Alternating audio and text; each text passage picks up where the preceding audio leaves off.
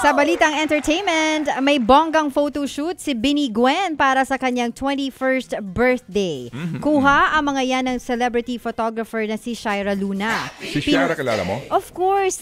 Actually, last month, nagkaroon kami ng photoshoot, siya yung photographer namin. But you know Yes. kung sino siya? Oo, gifted child. Yan. Anak niya ni Bong Luna. Talaga? Ang Classmate bait-bait ko sa niya. Letran.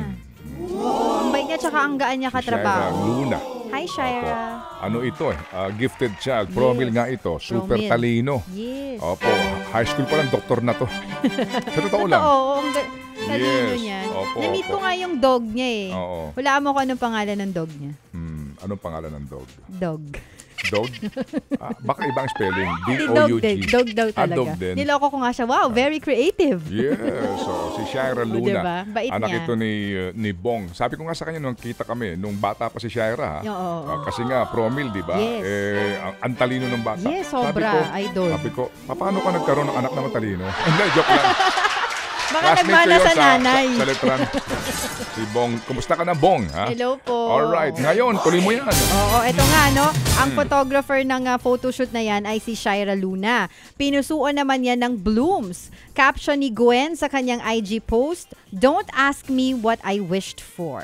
Pero may ilang fans na gusto pa ring malaman ang kanyang birthday wish. Bumati naman sa comment section ng iba pang members ng Binnie at ilang celebrities. Samantala po naman, relihiyon daw ang umano'y dahilan ng hiwalayan ni Bea Alonzo at Dominic Roque. Ayon yan kay OG Diaz. Kwento ni OG, gusto raw ni Dominic ay Christian wedding. Hindi ba ako mapapahamak dito? Hindi, joke. Wag na. Basahin ko ba to? Baka masama ako dito sa... Sabi mo, ayon sa mga report. Kwento ko ba to? O, doon ka na sa isa. Yung kwento. Baka masama tayo dito sa usap-usapan nito. Okay. Alam mo sige. naman, yung mga taong ito Baka ang post ng post na, baka madamay mademanda tayo. ka. Nanahimik kami ni Diyan ba kayo Bong, nagkaroon ng problema? ni Direk Bingo dito. Oo, wag na. Madamay tayo. Paano to? Panibagong ano din to. Baka hiwalayan din ang issue nito. Sasabihin ko So pa far naman rin. walang demanda yung mga yan. Sige. In-unfollow na ni Paolo. Hindi ako nagbibiro Oo. Mahirap yung mga ganyan. Oo nga. Malay mo, di ba? Post kayo ng post. Pagkatapos, pag pinag-usapan kayo, okay, sige. Yang sakit na I yan. agree. Tama ka dyan. Papatay sa Pero demokrasya. in-unfollow na ni Paolo Contis Sige. ang girlfriend niyang si Yen Santos. Bago nito, si Yen lamang yung nasa following list ni Paolo sa IG. Kasunod ng pag-follow na yan ni Paolo o unfollow, mas umugong tuloy ang usap-usapang hiwalay na nga. Medyo nahahawag na. Paulo. Oo, diba? Nag-unfollow si Paulo. O yun. Okay, Yen. So, yun nga. So, sabi nila, mas umugong tuloy yung usap-usapang hiwalay na nga yung dalawa. Nung nakaraang buwan, umingay ang kanilang hiwalayan. Nang i-unfollow na rin. Takbo lang ng takbo yan dun sa ABS-CBN. Oo, diba? Child star siya nun Diba, Bulilit TV? Hindi. Takbo lang ng takbo Ang yan. TV. Oo. Ang TV. Ang TV nga. Oo, sabi mo, Bulilit TV. Hindi nga, oo. Bulilit lang yan dati. Kabats nung panganay kong anak yan sa Ang TV. Talaga? Oo.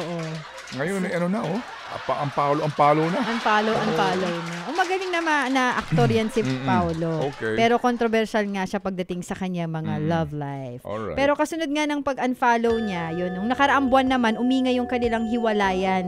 Nung nag-unfollow si Yen sa kanya. Okay. So hanggang ngayon, wala pa rin kumpirmasyon si Paolo tungkol dito. January 2023 lang, nang aminin ni Paolo ang relasyon nila ni Yen. At nilinaw niya roon na hindi ang aktres ang dahilan ng hiwalayan nila ng ex na si LJ Reyes noong 2021.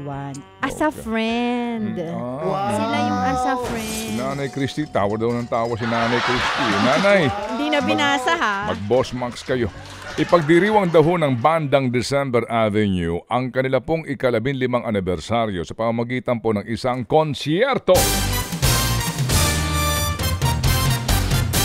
Paborito kong kanta nito ha. Di ba ito yung kumanta ng December Avenue? Ito ba yun?